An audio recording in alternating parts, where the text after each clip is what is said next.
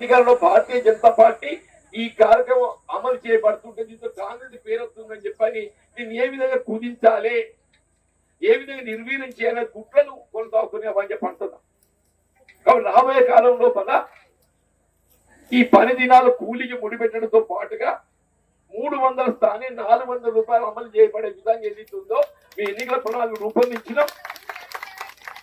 దేవుని దేవల తల్లి మొన్నటి ఎమ్మెల్యే ఎన్నికల్లో నీకు గెలవలేకపోయినా కానీ మీ అందరి దయతో మద్దతుతో రేపు నీకు గెలవగలిగినట్టయితే పార్లమెంట్ లో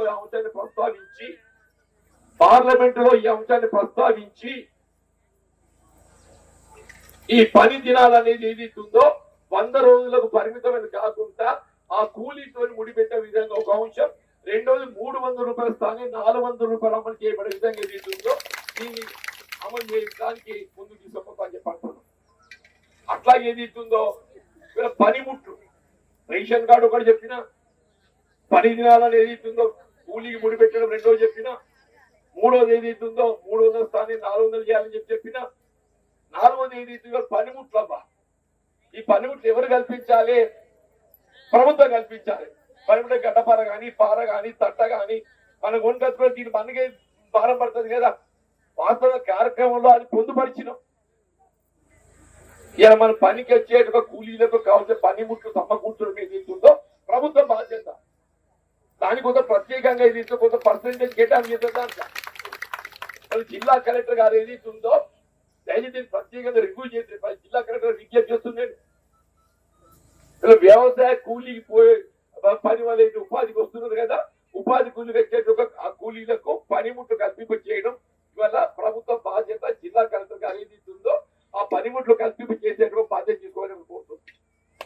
అట్లాగే నాలుగో అంశం ఏదైతుందో ఇవాళ మండు టెండలా బాధ్యత అంటున్నా.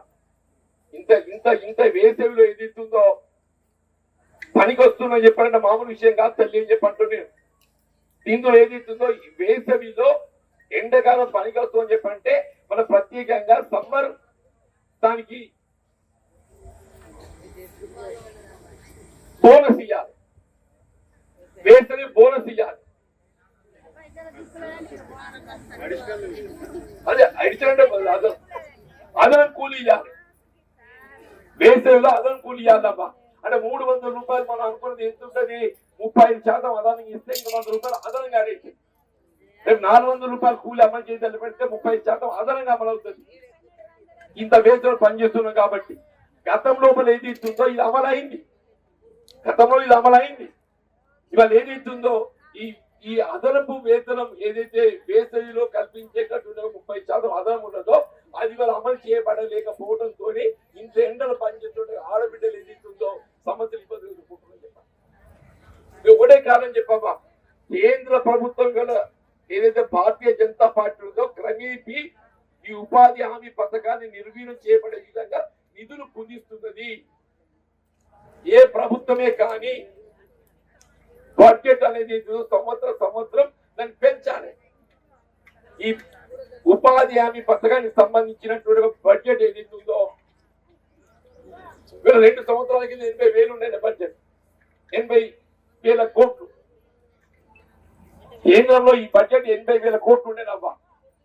దాన్ని నిర్ణయం చేసిండ్రు 72,000 కోట్ల కుదించి, 80,000 కోట్లు ఉంది 72,000 కోట్ల కుదించింది. మరి మళ్ళీ ఏం చేసిండ్రు 72,000 కోట్ల బడ్జెట్ ను 60,000 కోట్ల కుదించి. అంటే క్రమేపీ కేంద్ర ప్రభుత్వం భారతీయ జనతా పార్టీ ఏదైతున్నదో ఈ ఉపాధి హామీ పథకాన్ని వచ్చేటువంటి యొక్క ఆడబిడ్డలు కల్పించేటువంటి ఒక కార్యక్రమం దీన్ని ఏదైతే నిర్వీర్యం చేయాలని ఒక కుట్రతో బడ్జెట్ అనేది కుదించుకొస్తున్నది. బడ్జెట్ 10 సంవత్సరాలు 10% పెరగాలి. బడ్జెట్ 10 సంవత్సరాలు 10% పెంచాల్సింది పోయి 10% కుదిస్తున్నారు.